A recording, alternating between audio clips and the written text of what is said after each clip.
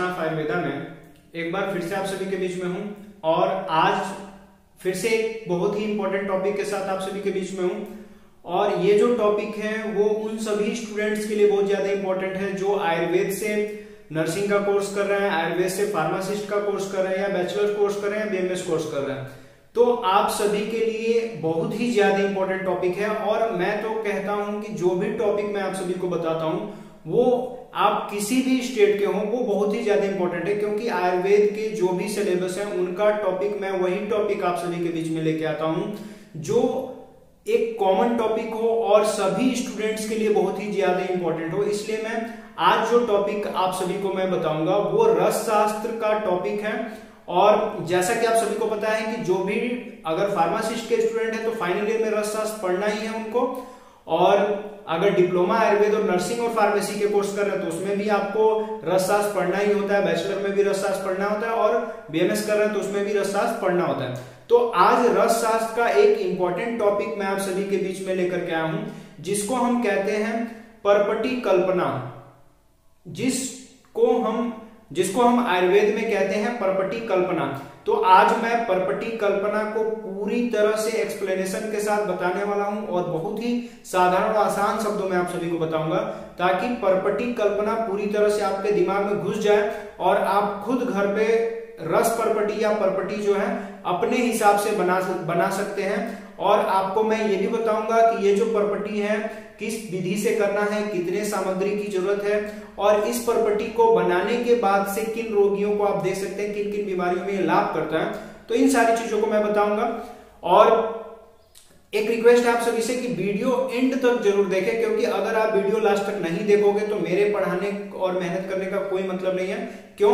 क्योंकि अगर मैं सारी चीजें आपको एक्सप्लेनेशन के साथ बता देता हूं और आप अगर पूरा एंड तक नहीं देखते हो तो वो आपको कोई फायदा नहीं होगा। और उस तरह से अगर आप आधा अधूरा अगर आप बस देख करके चले जाते हो तो इसका मतलब ये है कि आपने अपना काम सही तरीके से नहीं किया। मैंने तो अपना काम सही तरीके से कर दिया कि आपको पूरी तरह से इंफॉर्मेशन दे दिया है और आपकी जिम्मेदारी थी पूरी कि इंफॉर्मेशन को देखने के लिए इन तक वीडियो में बने रहना, लेकिन आप पहले वीडियो छोड़ के चले जा रहे हो। तो इसका मतलब ये है कि या तो आपको इंफॉर्मेशन नहीं लेनी है, आप उसी तरह से चैनल से जुड़ गए हो, तो आप ऐसा ना कीजिए, वीडियो को लास्ट तक जरूर देखिएगा।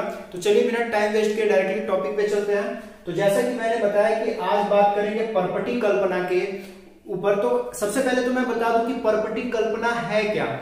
तो परपटी कल्पना आयुर्वेद में एक ऐसी कल्पना है जिसमें गाय के गोबर को गंधक और पारा, दो ही तत्व हैं, गंधक और पारा, उसको गाय के गोबर के साथ कदली के पत्र में रखकर, कदली पत्र मतलब केले के पत्ते में रख करके इस तरह से शोधित कर दिया जाता है कि वो जो भी ऐसे पेशेंट है जिनकी मंदाग्नि है, मंदाग्नि का मतलब जिनकी अग्नि बहुत धीमी है, मतलब मंदाग्नि है, तो उनके लिए ये बहुत ही ज्यादा कारगर होती है, उनको अलग अलग बीमारियों में बहुत ज्यादा लाभ पहुंचाती है। तो मैं बताऊंगा कि परपटी आप कल्पना कैसे करेंगे, कौन कौन सी चीजों की जरूरत है वो भी बता देता हूं मैं। तो सबसे पहले इसका यूज जान लेते हैं कि परपटी का यूज करते कहां है। तो ये आंत्र एवं ग्रहणी विकारों और कृमि तथा कीटाणुओं को नष्ट करता है। मतलब कि अगर परपटी आपने तैयार कर लिया है रस परपटी तो वो आंत्र और ग्रहणी विकारों में और पेट में अगर कीड़े हैं उसमें भी बहुत ज्यादा लाभ करता है, कीटाणुओं को नष्ट करता है। इसके अलावा अगर आंत्र शोथ है, सूजन है आंतों में, अगर दुर्गंध पुरिस्ता है, पुरिस का मतलब जो मल निकलता है बहुत ही ज्यादा दुर्गंधपूर्ण निकलता है, तो उसके लिए भी आंत्र व्रण के लिए अगर आंत्र में फोड़े वगैरह हो गए हैं उसको ये पूरी तरह से नष्ट करता है। अग्नि बल एवं बुभुक्षा की वृद्धि होती है, मतलब कि अगर मंदाग्नि है, भूख कम लगती है, डाइजेशन सही नहीं है तो वो इनको बढ़ा देता है, बल प्रदान करता है पेट को, इसकी वृद्धि करता है। तो जैसा कि मैंने बताया कि परपटी के जो लाभ है इस हिसाब से विकारों में आप लाभ के लिए प्रयोग में ले सकते हो। इसके अतिरिक्त भी बहुत सारे लाभ होते हैं। अब बात करते हैं कि अगर आपको परपटी कल्पना करनी है तो उपकरण कौन कौन से चाहिए, क्या क्या चीजें आपको चाहिए।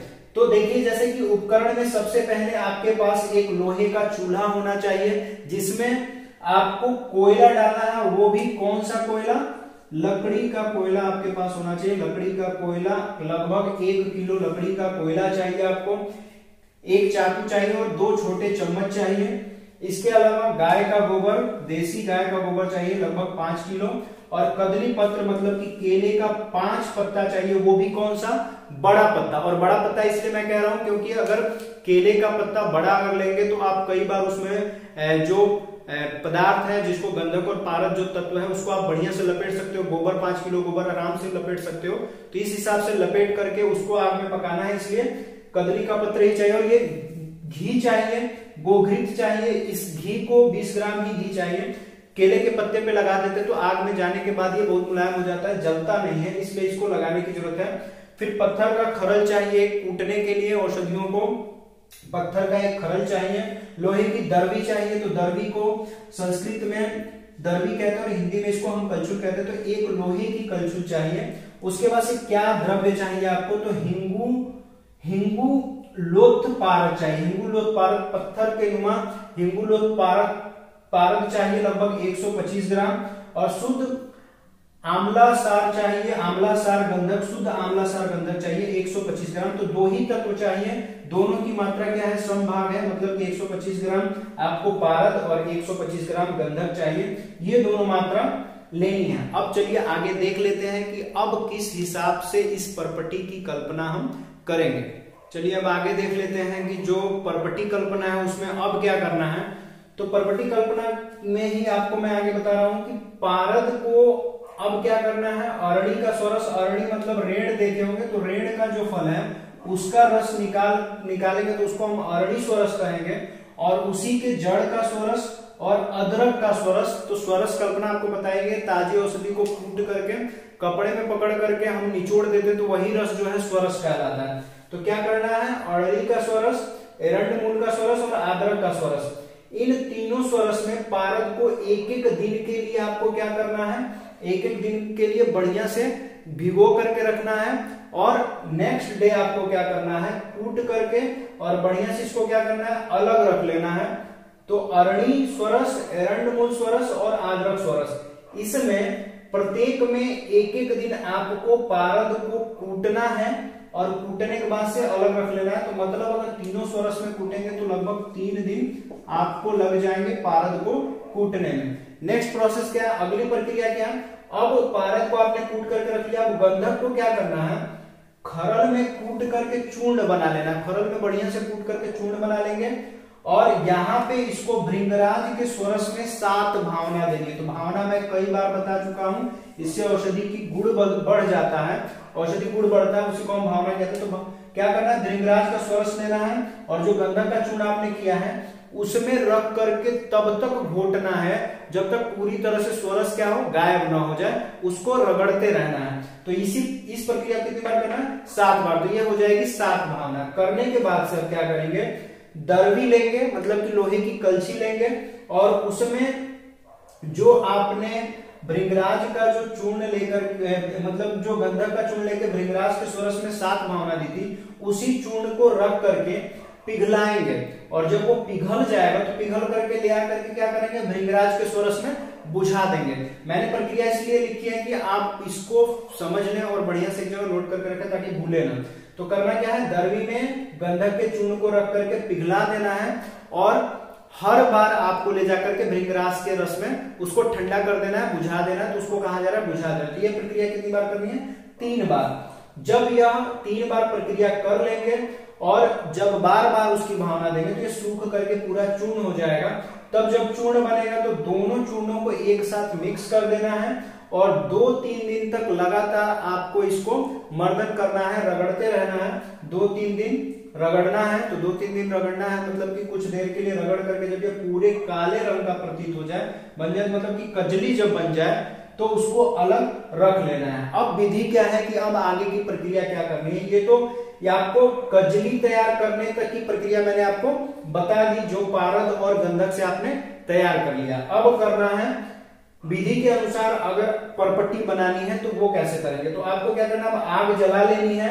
जलाने के बाद से गाय का गोबर लेना है, 1 बित्ता गोल होना चाहिए, मतलब कि इस हिसाब से इतना बड़ा गोबर का हिस्सा गोल और 4 अंगुल ऊंचा बेदी जैसा, मतलब कि इस तरह से 4 अंगुल ऊपर गोल बना करके आपको क्या करना है, एक गोल हिस्सा बना करके और एक 4 अंगुल ऊंचा इस पे इस तरह का बेदी टाइप का बना के गोबर को रख देना है। और रखने के बाद से क्या करना है, केले के जितने भी पत्ते, आपने 5 पत्ते लिए हैं, तो केले का पत्ता आप देखते होंगे कि बीच वाला हिस्सा जो डंठल होता होगा बहुत मोटा होता है। तो इस मोटे डंठल को आपको क्या करना है, काट के निकाल देना और इसके छोटे छोटे टुकड़े कर देने हैं स्लाइस में, ऐसे लंबे लंबे।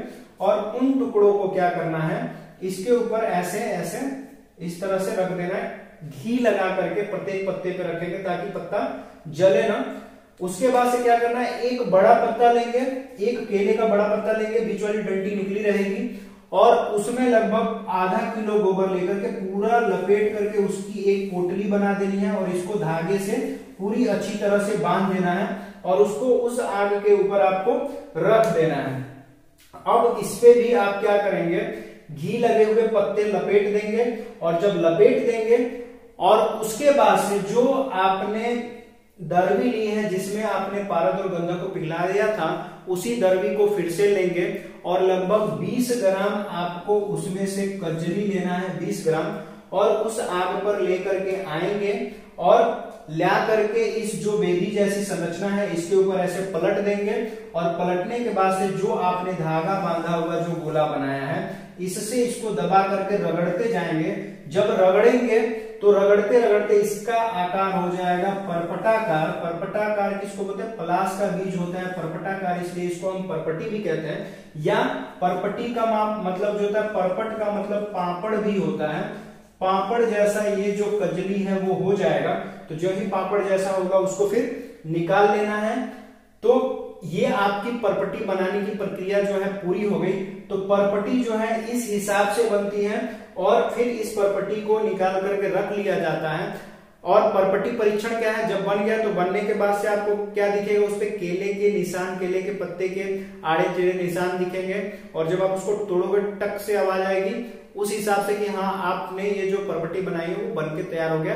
परपटी कोमल होता है, मृदु परपटी भी होती है, मध्यम परपटी भी होती है, और एक होती है कृष्ण वर्ण परपटी जो कि बहुत ज्यादा कठोर होती है। उसको जब आप तोड़ेंगे तो टुकड़े टुकड़े में, छोटे छोटे टुकड़ों में बढ़ जाएगा। तो ये रही परपटी कल्पना की पूरी विधि। किस बीमारी में आप प्रयोग करोगे, कैसे बनाएंगे, सारी विधियां मैंने बता दी है। जरूरत है आपको तो ये स्क्रीनशॉट ले लीजिए, नहीं इस पे आप एक बढ़िया नोट्स बना लेंगे तो आपके लिए बहुत ही अच्छा हो जाएगा। तो परपटी कल्पना में जो भी कल्पनाएं, जो भी परपटी कल्पना की जो विधि थी मैंने आपको बता दी। आशा करता हूँ ये आपको अच्छी तरह से समझ में आ गया होगा। ऐसे स्टूडेंट जिन्होंने अभी तक चैनल ज्वाइन नहीं किया है वहां तक आप वीडियो पहुंचाइए। अगर आपको वीडियो अच्छी लगती तो लाइक कीजिए। वीडियो का जो पार्ट आपको नहीं समझ में आया वो कमेंट कीजिए, मैं फिर से समझाने का प्रयास करूंगा। वीडियो में लास्ट तक बने रहने के लिए आप सभी का बहुत बहुत धन्यवाद।